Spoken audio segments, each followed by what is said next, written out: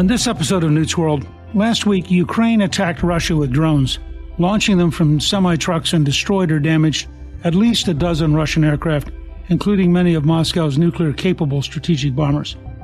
On Friday, Russia responded by launching 407 drones and decoys, nearly 40 cruise missiles, and 6 ballistic missiles from land, air, and sea at towns and cities across the breadth of the nation, according to the Ukrainian Air Force. It appeared to be the second largest drone assault of the war after Russia launched nearly 500 drones last weekend. As the war in Ukraine escalates, how will the United States respond? I'm really pleased to welcome my guest, Anatol Lieven. He is the director of the Eurasia Program at the Quincy Institute for Responsible Statecraft.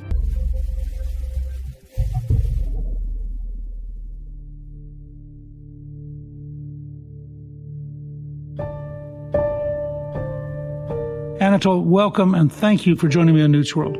Nice to be here. How long have you been looking at Ukraine and Ukraine-Russian relations? Since 1990, when I was a British journalist for the London Times, was sent out to the then Soviet Union and spent 7 years there. I visited Ukraine a lot. I can't remember how many times in those years. And then I wrote a book about the Ukrainian-Russian relationship called A Fraternal Rivalry, which came out in 1999. And so you were actually there during the whole transition from the Soviet Union to Russia, and from a Russia trying to grapple with openness to the rise of Putin. I was, yes. Were you surprised by the rise of Putin? No. I mean, in fact, given what happened to Russia in the 1990s, I was afraid at the time that it could be even worse, that you could have, outright fascism and persecution of national minorities and civil war. Of course, what we've got has been bad, but in Russia things can always be worse, because you had a combination of things that very few countries have faced before, which was a combination of the loss of empire, because that's really what the Soviet Union was. Now, of course, other countries went through that. Britain went through it. France went through it. But that was combined with catastrophic economic collapse. Whereas one of the things that made the loss of empire easier for the British and French in the 50s and 60s was that these were years of great economic prosperity and expansion. And then on top of that, you had the end of communist ideology, which left people morally and intellectually and ideologically completely at sea. And so I was expecting backlash against this, and backlash is what we got. Also, I have to say, and this alerted me in advance to some of the things that we've seen. Well, we're already seeing. We've seen much more since then. It was the absolute contempt and indifference of the Moscow and Petersburg liberal intelligentsia to the mass of the Russian population. They absolutely despised them. Well, there were reasons. They despised them as ignorant, Soviet, educated, backward.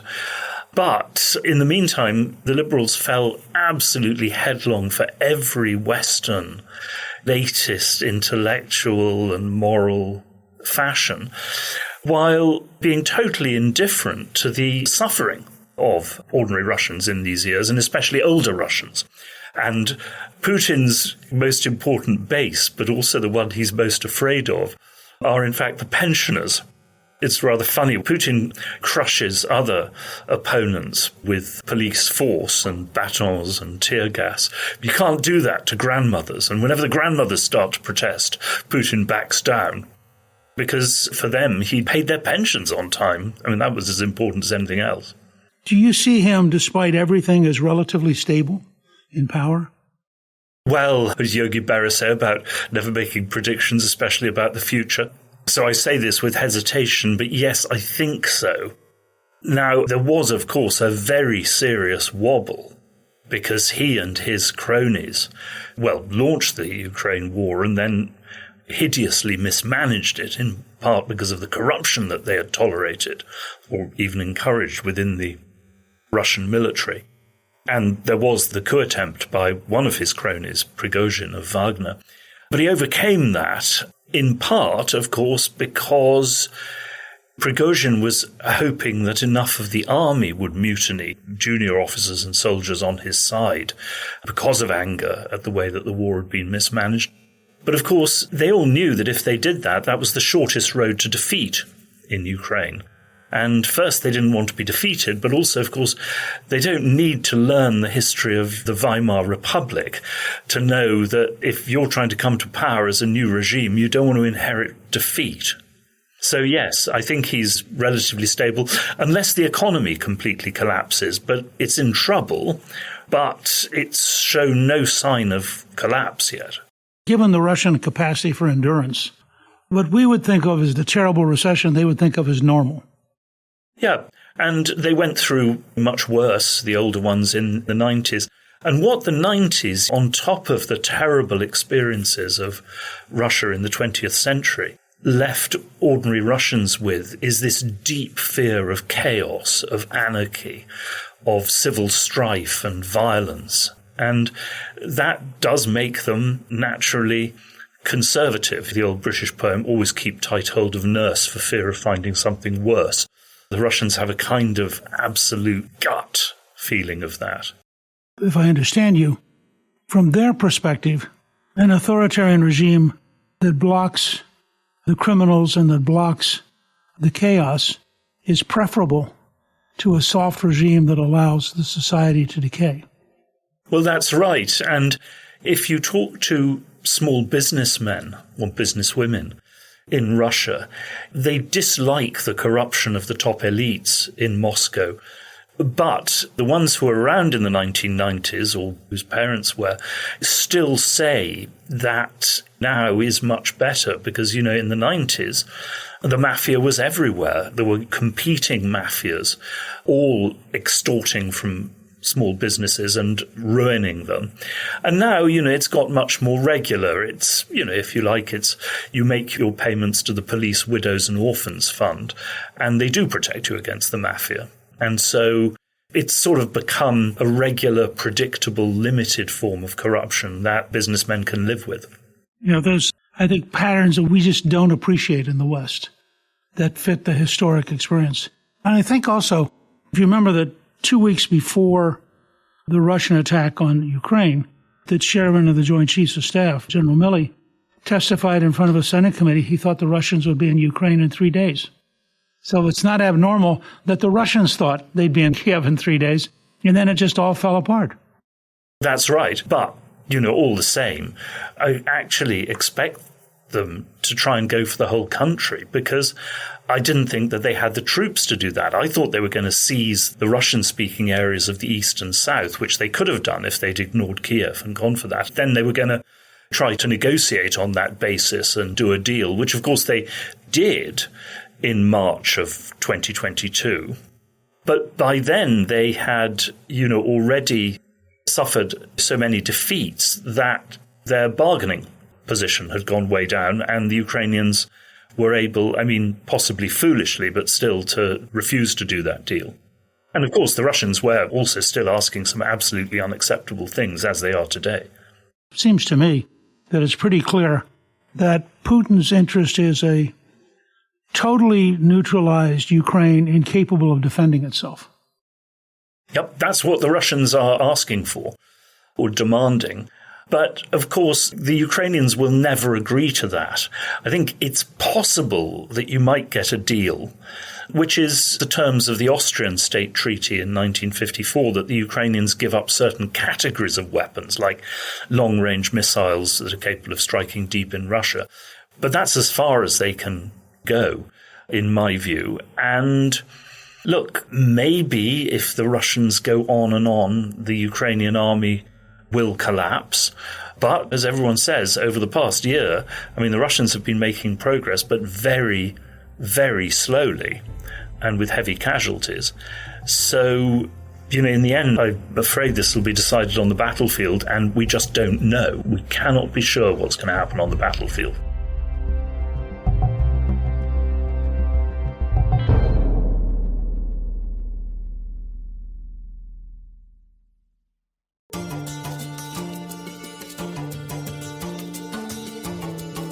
Were you surprised by the Ukrainian ability to drive trucks 3,400 miles from Kiev and then have them launch automated drones that were reasonably effective in taking out very expensive aircraft.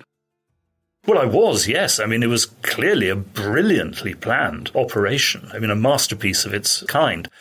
But then, of course, look at what Islamist terrorists have been able to do inside Russia over the years, these ghastly massacres. I mean, of course, this has happened in Europe as well. But then, Putin's state is a kind of police state. You expect police states to be able to stop this kind of thing. Clearly, the Russian system is also very incompetent and leaky. I mean, the whole idea that you could drive these trucks and not a single one of them got picked up struck me as amazing. Yeah.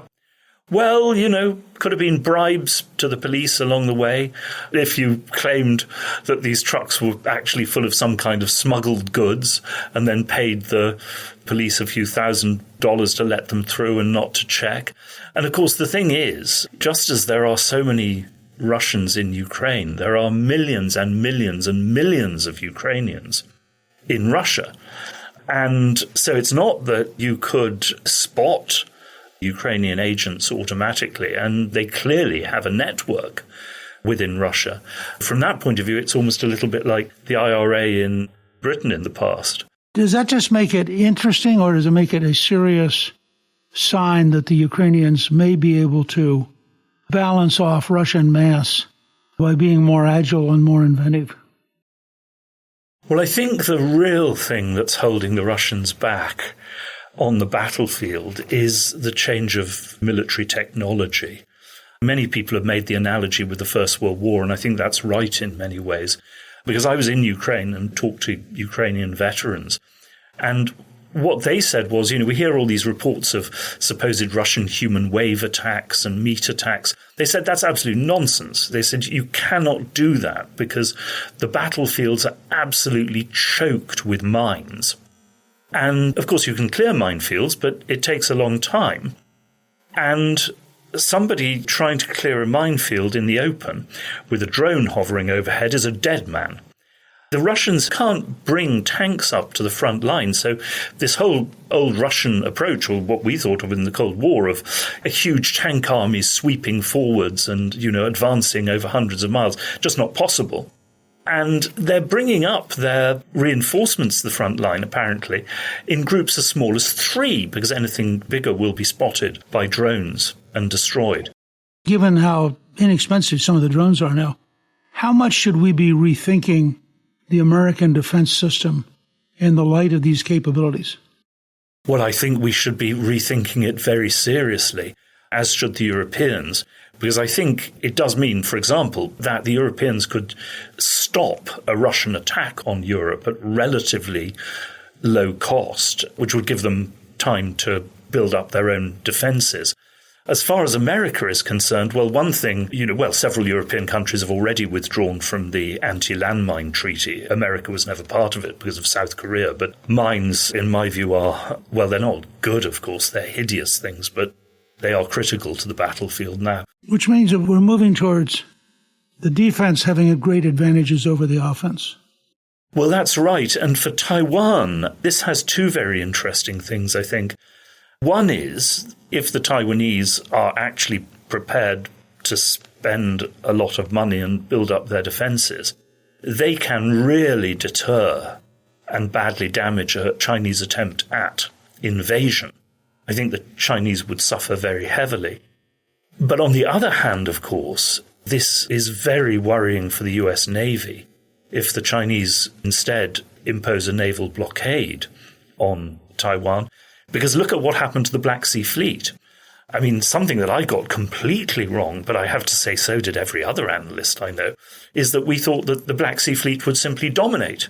The Russian Black Sea Fleet would dominate the Black Sea. The Ukrainians had no navy at all. Instead, they have defeated and very badly damaged the Russian Black Sea Fleet, forced it out of its base in Crimea, simply with land-based missiles, drones, seaborne drones as well as airborne drones. You have an $11 billion aircraft carrier, and you have 1,700 Chinese merchant ships that visited the U.S. last year.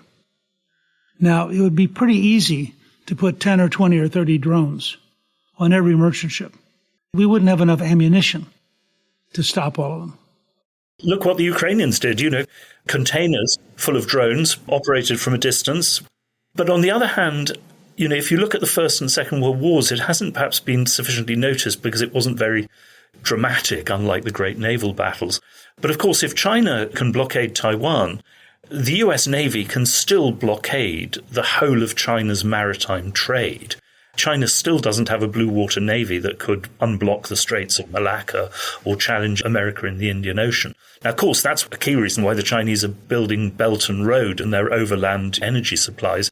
But I think that is a good deterrent against the Chinese. Look, you may think you can force Taiwan into surrender, but we can blockade you the way that the British did to the Germans, which, of course, in the First World War at least crippled the German economy and eventually won the war.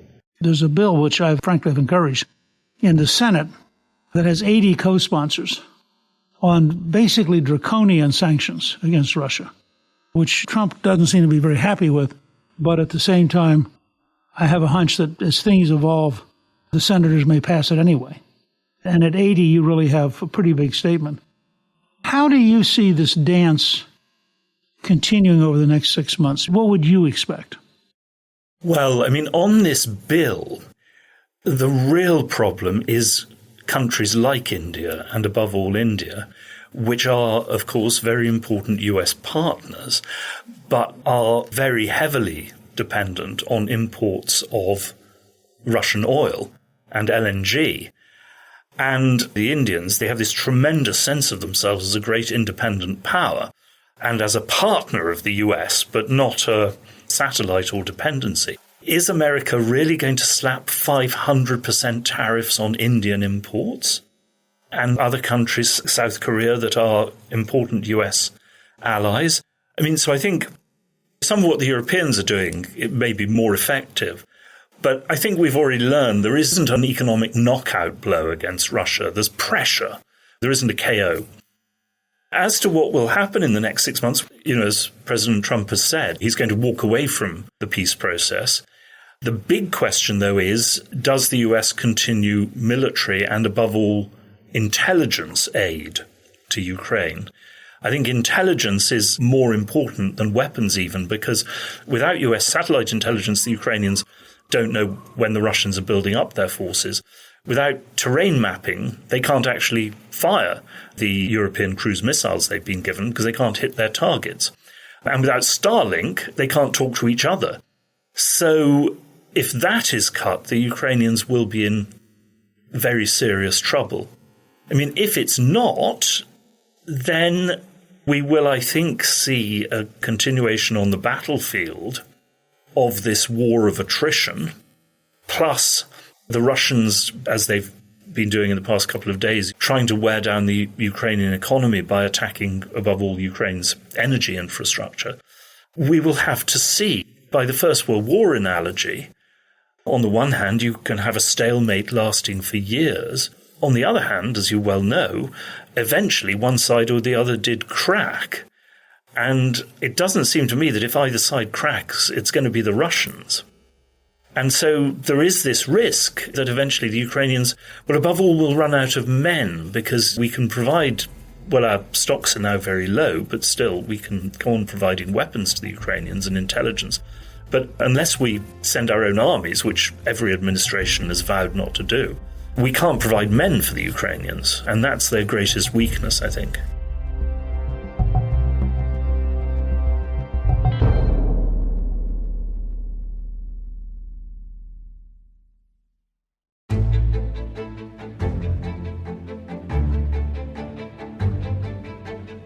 In the middle of all this, as you know, President Trump spoke with Putin and then posted on Truth Social sort of his version of what they talked about. And it was a little chilling in that he said the call lasted approximately an hour and 15 minutes. We discussed the attack on Russia's docked airplanes by Ukraine and also various other attacks that have been taking place by both sides. It was a good conversation, but not a conversation that will lead to immediate peace. President Putin did say, and very strongly, that he will have to respond to the recent attack on the airfields. He promptly turns in and says, we also discussed Iran. It's as though he would really like to have Russia as an ally, but he knows he really ought to try to get peace in Ukraine. And he's sort of torn between the two strategic goals. Well, I think that's right. I think the problem as well is that, for reasons I don't fully understand, the Trump administration has not put together a professional team with the detailed knowledge to be able to negotiate with Russia. Because as far as I can see, the only hope is that you get Russia to withdraw or reduce its demands on Ukraine, the things that the Ukrainians cannot accept, withdrawal from more territory, disarmament. In return, giving the Russians some of what they want that's also in accordance with Trump administration policy when it comes to US-Russian relations. Because clearly, Putin is very anxious not to completely ruin his relationship with Trump. And there you're talking about new arms control agreements, talking about maybe limiting US forces in Europe, which is what Trump wants to do anyway. You're talking about some kind of institutionalized, recognition of a Russian say in European security. And of course, you're looking at an end to further NATO expansion, which I think Trump is totally uninterested in anyway. So there are things we can offer the Russians that could potentially lead them to reduce their demands on Ukraine. But of course, under the surface, but not entirely under the surface, there's a big debate going on within the Russian establishment over this. There are the hardliners who really do want to press on for complete victory in Ukraine, and the others who are saying, look, this isn't militarily possible, it's not worth it anyway, all we get is a heap of ruins populated by people who hate us, so let's try and do a deal. I think both of those elements are present in Putin's mind, from what I gather, so we need to find a way to strengthen the one and diminish the other. How seriously do you take the worry that if he does win in Ukraine, that it puts Estonia, Latvia, Lithuania, and Finland under increased threat? I don't, to be honest. Partly because, look, if you see the problems that Russia has faced in Ukraine and its failures, to launch a direct attack on NATO would be hideously risky. And the question then is, what do you actually get out of this? But also, there's a contradiction here, because many people have said, and in part quite rightly, that not just Putin, but Russians have this particular obsession with Ukraine for a whole set of historical, ethnic, cultural, whatever reasons. But the Russians don't have these feelings about the Baltic states, and certainly not about Finland. The Russians are a bit bewildered about Finland joining NATO because they said, look, we haven't done anything to Finland since 1944. We've never threatened Finland. We always had a good relationship with Finland. We like the Finns. Well, what's going on here? The Russians didn't like NATO enlargement to Poland and the Baltic states. But, if you remember, they never did anything about it, and they could have done. The Russians could have really stirred up the Russian minorities in Latvia and Estonia to revolt. They could have carried out terrorist attacks and then tried to stimulate ethnic conflict. They could have laid claim to Russian majority areas on Russia's borders. They didn't do any of that because it wasn't worth a catastrophic clash with NATO for the sake of the Baltic states. But if they didn't do it then, there really isn't a reason why they would do it now. Also, I think there is this desire, certainly, to get on with Trump and hopefully his successor, Republican successor, whoever that is. There's also, of course, still this desire to reach out to the right in Europe, who, of course, have, if you look at Le Pen in France and so forth, they've lined up behind NATO against the Russian invasion. But still, they and their supporters are not at all enthusiastic about unlimited, permanent support for Ukraine. If you launch a direct attack on NATO and the European Union, because of course all these countries are also EU members, well, all that simply goes out of the window. Then you have, the risk of nuclear catastrophe, but you also have, of course, a permanently or foreseeable time wrecked relationship with the West. And, of course, you put yourself even more deeply in the pockets of the Chinese. Now, the Russians are being very disciplined in public about not talking about their fears in this regard. But believe me, if you talk to them in private, a lot of them are very unhappy with the way in which Russia is becoming dependent on China. Goes right to the heart of going all the way back to the Mongol yoke and the fear of being absorbed by the East, and seeing themselves as a unique civilization between the West and the East. It's an amazing time. I want to thank you. I think, Anatol, this is such a complex area, and I think it was very helpful to get your insights and your understanding. I want to let our listeners know they can follow the work you're doing at the Quincy Institute for Responsible Statecraft at quincyinst.org. We're going to have that on our show page and make sure that people can stay in touch and follow what you're doing. I really appreciate you taking the time to be with us today. It was a great pleasure, sir. Thank you. Thank you to my guest, Anatol Lieven. You can learn more about the war in Ukraine on our show page at newtsworld.com. Newt's World is produced by Gingrich 360 and iHeartMedia. Our executive producer is Garnsey Sloan. Our researcher is Rachel Peterson. The artwork for the show was created by Steve Penley. Special thanks to the team at Gingrich 360. If you've been enjoying Newt's World, I hope you'll go to Apple Podcast and both rate us with 5 stars and give us a review so others can learn what it's all about. Right now, listeners of Newt's World can sign up for my 3 free weekly columns at gingrich360.com/newsletter. I'm Newt Gingrich. This is Newt's World.